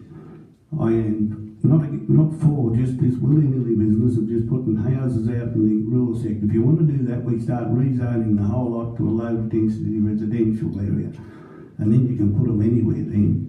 But at the moment, we have got a rural agricultural sector, and until that stands there, that I'll be supporting the 173 agreement if anybody wants to come and start putting excisions. And I don't think we should encourage floodgates coming in through here with people wanting housing blocks or what else in relation to agricultural area. So I'll leave it at that, Mr. Chairman. Thank you, Councillor Bennett. Councillor Bussell. Who's seconded the motion there? Sorry? Who was the second? Councillor Clark seconded the motion. Sorry, the amendment, you second that? I second the amendment. From Harvey. Thanks, Mr. Manning. This is my alternate motion exactly, so I'll speak. Mr. Mayor, I've been a fourth generation farmer and I'm very passionate about agriculture. So I think that I have enough experience in this field to speak. I'm a great believer in giving people a leg up. And this boundary realignment is what I would call just common sense. Because it makes sense. And it should have been done years ago with the previous owners. So in 2009, I bought a farm just like this farm. And I said to the rural city of Wangaratta then, I want to farm the land, but I can't afford to improve the house and maintain another house. And this council said to me, subdivide the house off and farm the farm. And this council helped me do that. In 2009, this council helped me subdivide the house off. And I've been very grateful ever since for that. I still own the farm. And I have a lovely neighbour in the rural sector, and the house has had a pile of money spent on it. I know that this boundary realignment will be good for farming, and this boundary realignment will be good for this family, because it gives them options so they can make good choices for their farm for a very long time. So I want everybody, my colleagues, to understand the amendment comes back to what my motion was. Sorry, Mr. Mayor. This is very good for farming. It makes no difference with the section 173 on this property to what it is now. Can't build more houses, can't change it. And the section 173 on this property does not change the value of the land, and that's important to me also. We don't have too many farmers of Mr. Walker's age. And I value, and he doesn't look that young either, but the average farmer is 60 in the rural city of Wangaratta. So I'm the average. And I urge my colleagues to support the amendment. This because it is good for farming. It is very good for farming. And until the numbers in the landscape of people start to rise, we still have a problem with not enough farmers. So this is good. Vote for the amendment. Thank you. Thank you, Councillor Bussell. Any other councillors like to talk on this motion and amendment?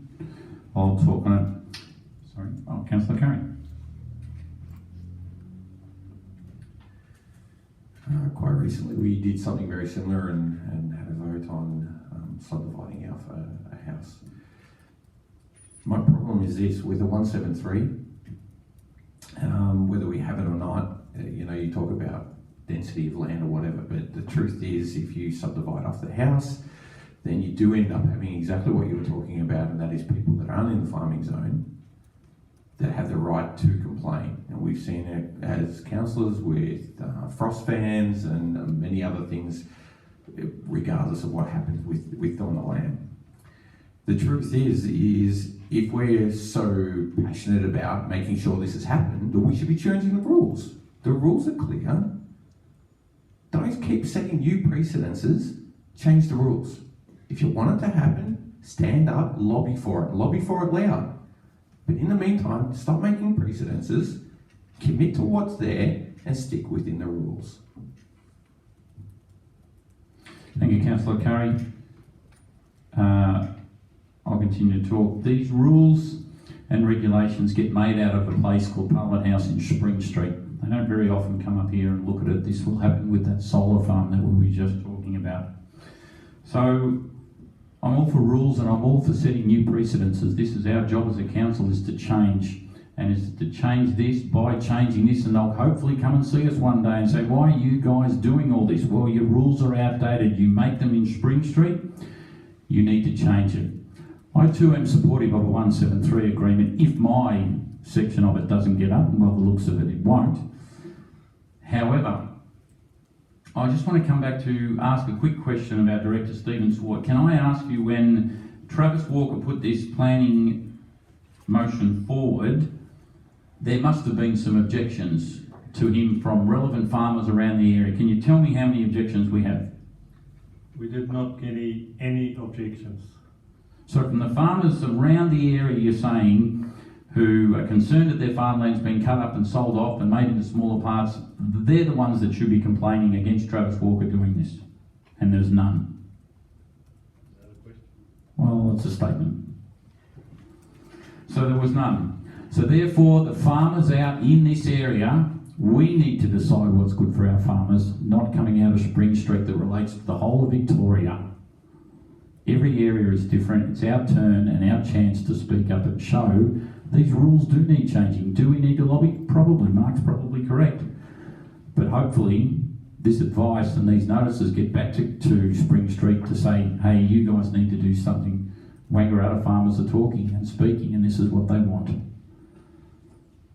So these farmers, these townies moving out of these 2 acres and 5 acres when a property like Travis's could be sold. It might not be. They know they're buying in a farm zone and the rules and regulations around a farm zone supply. They can complain. It's for council to tell them, you bought in a farm zone. Farm zone states normal farming processes will go on. And of course, Harry stated in previous meetings, you always need to be polite to your neighbours and work around them as well, and a lot of that angst could be overcome. So on that note, I'll be quiet and I'll put the motion, I'll now go back to Councillor Benton. Did you want to finish? I just would like to... Sorry? Don't get a right of reply and amendment. No, Harvey. Thanks, Brendan. I'd just like to reiterate that the policy is 1 house per 40 hectares, and this parcel of land has the residual amount greater than 40 hectares. But it's going, if we just have it, and the 173 is, it prohibits any more dwellings being put on the residual land. Therefore, the density ratio of our dwellings, and that's what the policies are of the state planning schemes, the 40 hectare minimum, I'll put it that way, for a dwelling, and we're sticking to that as far as I'm concerned. We have a lot of issues around the Tarrawingi area where there's a lot of farm blocks that were between 20 and 30 slipped through over the years. They've caused angst, but the natives are actually peaceful at the moment. So I'm still saying that I will support their decisions, and I think we did nearly 8 months, Harry, Councillor Bustle and I and other community members going over and over the rural land strategy to get somewhere. We took it from 400 complaints down to 80 submissions. So I think that gives some indication of the acceptance of the rural sector that we come up with, although we couldn't agree with the planning scheme, and at the time it was very difficult because we had politicians altering the goalposts and we had to keep up to speed with it. Basically it sits back to the 40 hectare density ratio. I'll leave it at that, Mr. Mayor. Thank you, Harvey. So now I'll put the amendment to the vote. All those in favour of the amendment? The amendment is carried. So we go back to the motion, the original motion to include the amendment. Oh, sorry. Point of order. The amendment becomes the motion, and now you put the motion. Thank you. I haven't had to done too many of these.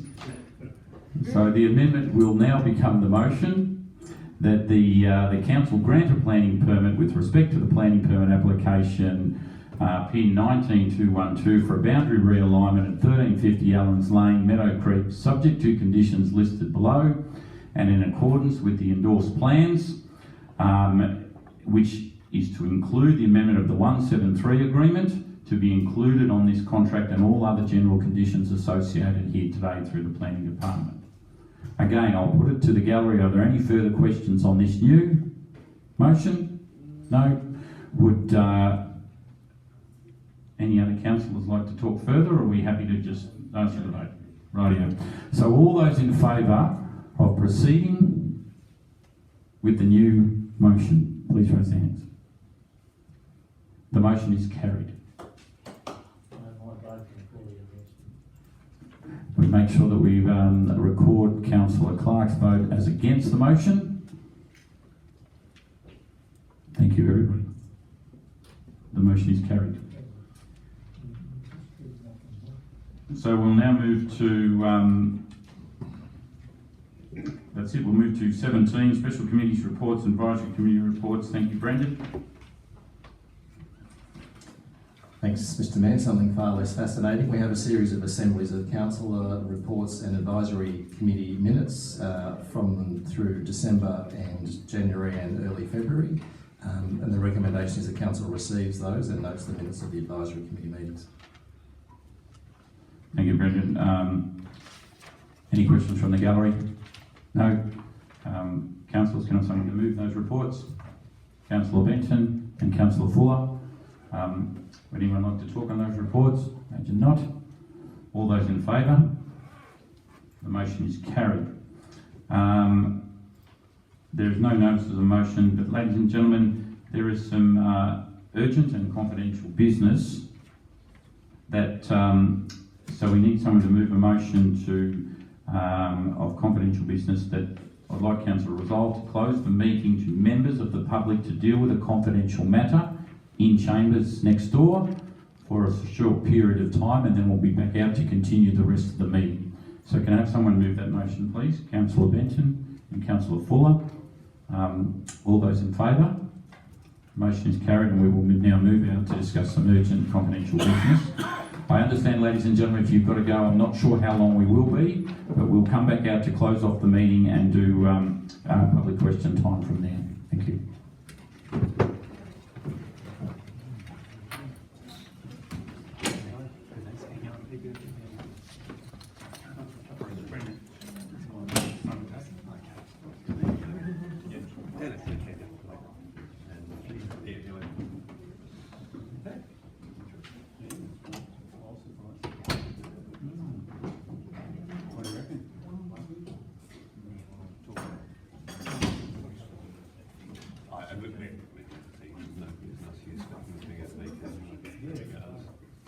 Anything over 1 megawatt now with the new regulations occurring in August this is just a submission process. It's got weight, definitely.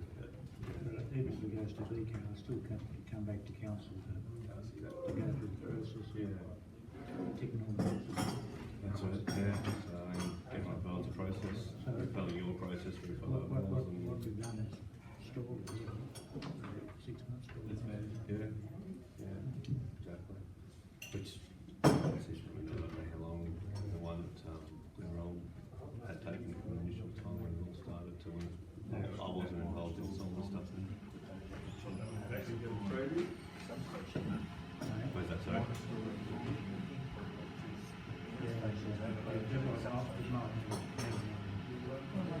Based on capacity concerns. Oh, it's big, more recent news to us than everybody. The area is massive. The area goes from Generating to Broken Hill down to Ballarat, back to Generating. Right. So that's a West Army zone of any renewable development, whether it be not even renewable, any generator. Could be a gas, coal, solar, ink, doesn't matter. Even someone, say, in commercial industrial sector wants to do a big rooftop installation. Anything over 1 megawatt, it's a no-go. It's there, but it's so limited that there's so many injection of solar pumps happening up around Mildura, Dalmanor, all that kind of zone up there, affecting the grid. They just, there's so much investment into the country. Yes, I do. Yeah. That's all right. I play sheep now, on the corner of the first street of Stroke. As in the panels, as in killing the grass.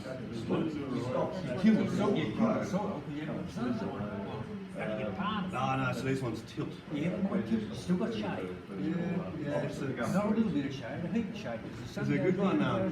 There's a really good documentary that was done on the ABC 7:30 report about the new Mercur solar farm, which is probably 3 or 4 times the size of the Potential Relation, and it's an amazing story about a farmer that turned one farmer, I guess, land into 6 full-time workers with sheep and ongoing, obviously support for the community. I'll tell you what, for the outlay, 13 years, we're making a mega killing.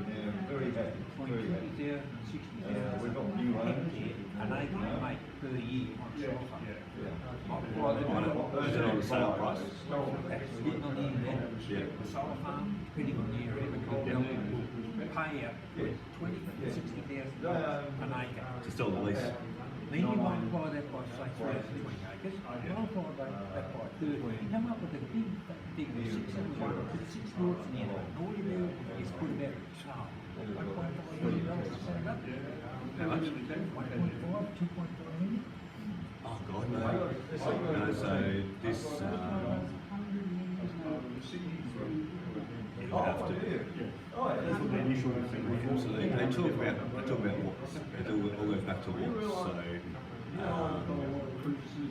So when you even talk on like a roof and top installation, so a watt to install a panel connected to a grid and commission it, anywhere between $1.4 to $1.8 per watt. So you times that by 60 megawatt, which would be 60 million watts, and then there's the calculation of what it should cost, and that's what we get billed, what a developer does, by an EPC, installation company. They charge that rate to install. If you was to go out in the middle of Australia, no objections whatsoever. We would do it tomorrow. You would have We would do it tomorrow if the infrastructure was there. Dirt, kangaroos, wallabies and whatever, you'd have them all there, they'd be happy to phone you and make the shade. So I'm from Auckland. And then you can truck the blood stuff from all south, east and west. All they want to do is tap into the infrastructure, which they obviously have. But it's like it's past their station. The issue now is where all the infrastructure is currently sitting is also outdated. So, well, that's what this whole issue is of concern. So in September and December last year, a couple of heat waves, the thermal ranges in every power line, the connect one's a massive one, so not the one at Laceby, that's a 66 kV. We're talking the huge, big, massive stand ones. They were probably getting so hot, the peak of electricity maxed out, stopped generating, and was actually shutting down substations, which is obviously a huge issue for hospitals, everybody. So not just a blackout, literally a shutdown. It was a damage to equipment within, and one a capacitor or these big old inside substations. They're probably $1 million to $10 million just to make the thing work. One night. It's a big way of opening issues, don't On Brendan's things, $1.80 per watt, 60 megawatts, 60 times. So we had solar. Now they, FRV, which was doing the Glenrowan, the one at Winton there, they purchased Walla. So they bought the lease, in essence. So we don't go to look for land. There's a conversation we've had. That's not our goal. We then have a headache as a right. How do we see this thing now? Like, we don't always want to be hanging on to it forever. I guess a business. And then, but now we require not, us as obviously investor groups, people that have bought that land. They'll own them. And it'll be put back to a farm. Our decommissioning requirements from state government are heavy. They are. When you look at the propaganda stuff they send out, above ground, underground, the infrastructure they brought in for road fill, No, it's. Service line, is that all going to be removed? Put up the I'm not sure it was in what you've got there, so, but. The gift of the gab stuff, I had to go and rip off someone to get it, no one contacted me. Yeah, okay. I can give you my card, so that's fine. I'm here now anyway. So the I guess the biggest thing about it with the decommissioning stage is since August just gone. So if you've read anything prior to that, it was what I would say. I'm originally off farming myself. Pretty disgusting. So all the earlier solar farms are now causing issues to get rigs, it had all different planning policies. You could pretty much just go, oh, you're a farmer, you're a solar farm, yeah, no, just come to the council and get ticked off. No one even knew what they were about, what they were doing. There wasn't enough research done on them, so it took them about a year and a half to get the policy in place. Came out in August, and now finally, and for everybody, pros and cons, definitely, at least there's a standard. The decommissioning one was the heaviest weighted document. We're happy to do these things, we need them for our renewable targets, but in 30 years' time, when technology outdated, get rid of it, or renew it and put some new stuff there if the landowner wants to do another 15, 30, whatever year less.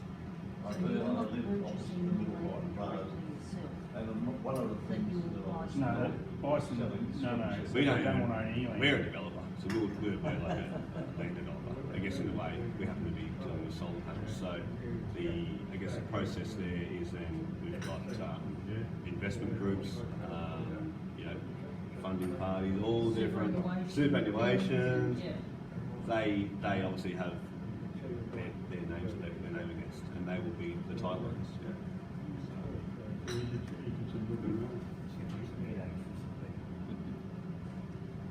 Everybody. So the thing about now is it's and this is I think it was actually an article in Australian yesterday on this what they call this West Murray zone. It's a big issue. It will affect all of Victoria and probably even further afield. But the main thing behind it is the infrastructure is so old in these areas that no one's going to be really doing it. If anyone's going to do it, it's going to be very small. So yeah, it's So you're saying this one that we go? Us, there's 25 to 30 generators within this zone, which at the moment has been told by AEMO, just to wait for the to go for no one can tell me below 5 megawatts, which is about 15 hectares. It's a small project. But yeah, it's everyone's in centre.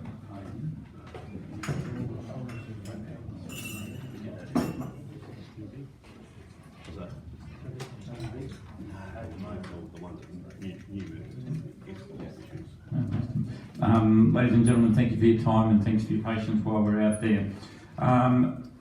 We're drawing to the close of our formalities now, so I'll now go into public question time. Public question time is just that, public questions of what you've got. If you have a question on a certain issue that you'd like to be answered, we may not be able to answer you today, and we'll take it under advisement to answer through one of our directors or councillors at that stage. I might ask John Allen to get back up and complete your thing. John, now's the right time to come up with that second query. We've got your first in relation to thanking council officers and councils. That's all right, no problems at all. My question, first of all, of the council is, oh, thank you. Is anybody familiar with a small country town in northern New South Wales, just below the border, called Murwillumbah? Murwillumbah, yes. Right on the Tweed River. Have nobody? Yes. Yes. Couple of them. It's a big town. At Murwillumbah is an art gallery, and that particular art gallery is something you should drive many miles to see. It is one of the outstanding buildings in the country area. It's about 4 to 5 kilometres out of the town.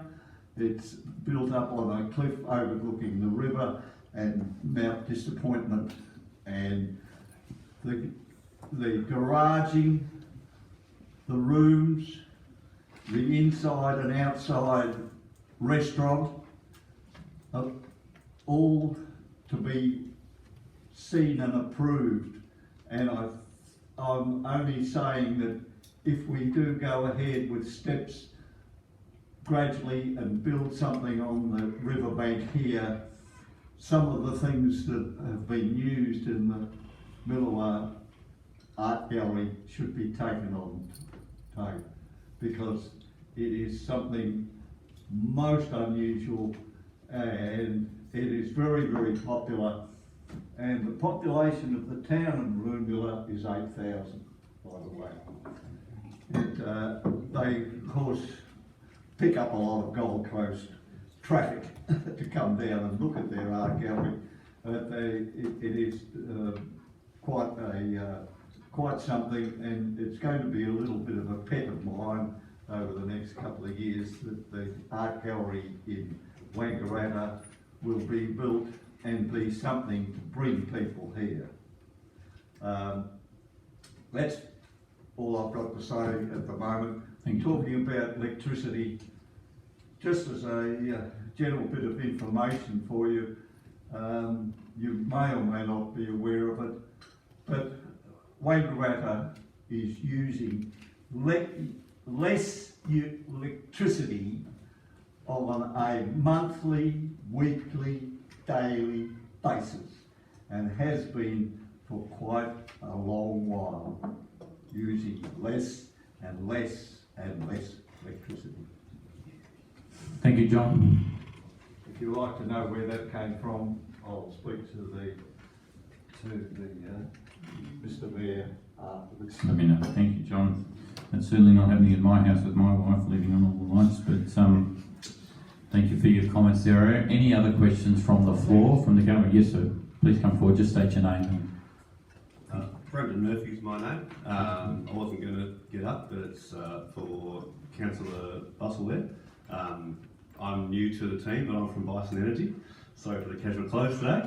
I've come up from Albury, which is our Australian head office. So yeah, I have my card. Do you want to speak to me? Please let me know.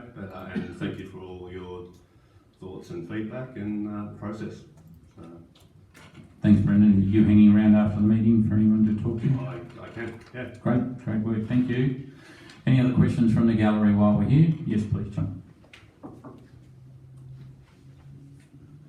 Please again state your name again.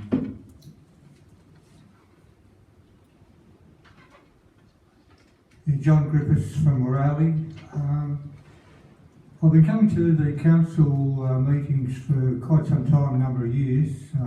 Don't get to everyone, but a fair few. I've got an urban geography background, and that might explain how my interests lie in that particular area. So in the past, it was all about the priority pedestrian crossings, and it took a bloody long time to get there, but it's been a great result. In the meantime, I also have a passion about bike lanes and safety of cyclists, and I have to go down the snow road and see the ghost bike there as I go past, and that represents the death of another cyclist. I've read and my question is to do with the walking and cycling strategy. It might be a little bit early on this, but then again, perhaps my question and comment could be referred to the particular committee who's looking at this strategy. I have a couple of issues, and I think there's some serious failings in the strategy. I'll put in my own submission. I've spoken to one of the officers in particular, because my main objection is that there's no serious mention of bike lanes, and that's been a passion of mine. Bike lanes which run down some of the main streets of the city, whether it's Wangaratta or any of the other cities, Melbourne included. So that to me is the main problem, that there should be bike lanes. Let's start on that. It's not going to happen tomorrow, I know that. But let's start seriously looking at properly designed bike lanes along the same lines as Shepparton, Myrtleford, Bright, they've got going on these, on the arterial roads. Why can't we have the same thing going down Rowan Street and or Tone Road, Murdoch Road? So that's my question. Why has there virtually been no mention of bike lanes? It just seems to be something that swept under the carpet. Great, thanks, John. Thanks, John. Is that a question, Jamie and Alan? Are our roads wide enough to have a bike lane path there? Probably not. Alan, Jamie, both maybe. So, different roads, some are, some aren't, but the bikes, walking cycling strategy is Jamie's space, so I can let her add to it, but I think there's a lot of very passionate cyclists within council as well, and it is always on the radar, and we do look at options to make cycling as safe as we can, which isn't always a cycling lane. It is difficult in CBDs where you've got parallel parking, 45-degree parking. Where do you put the cycle lane? But it's discussed regularly. We don't always have the right answers, so but perhaps Jamie can talk about the strategy. Great, thanks, Alan. And Jamie, can you also answer the question onwards from John? Are some of the footpaths shared pathways between bikes and pedestrian? In some areas, yes, and there's different laws around ages of people being able to cycle on footpaths, so there's different rules for children. We are, as you know, out for community comment for the strategy at the moment, so all of your comments and feedback will be incorporated into the suite of information that we present back to councillors for consideration for amendment. So we'll absolutely take that on board, and I know you have spoken to our team, so appreciate you putting in that information. So. Thank you. Great. Thank you, John. Any other questions from the gallery? Dennis, please come forward.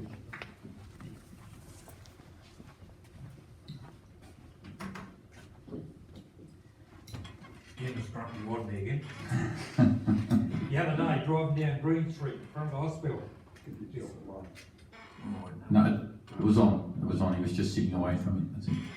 Driving down past the hospital in Green Street, this elderly person was shuffling out in the road come towards me. The reason being, I found out later, is the only way she can get up the footpath, they had to come around behind the car to get up a little walkover. Footpaths are too deep. The gutter on the hospital side is quite steep, has been for many years. And these old people are walking around, they're shuffling, they only got to overbalance and sneak on. Yep. Any thoughts on that one, Alan? There, is it in the hospital fund to? So we've got a precinct plan for that whole area now, which Stephen's team has done, and it identifies some of those issues, and it's not the only one there, but we have plans to do a number of projects in that area that will make life easier for people. One of the ones is the one we approved, the contract we approved tonight to do the drainage, which will then allow us to do the above ground work. That's not in Green Street, it'll cross Green Street. But there's a number of the surrounding streets which need work as well. You know, Docker Street, we did part of it a couple of years ago, but it's still got open drains which stop people from moving from cars to footpaths as well. So yes, we know about it, and it's one of those projects on the list that we're actioning as soon as we can. Thanks, Dennis. Good question. Any other further questions from the floor? Please, Max, come forward. Just state your name too, Max. That's Crozier Northway.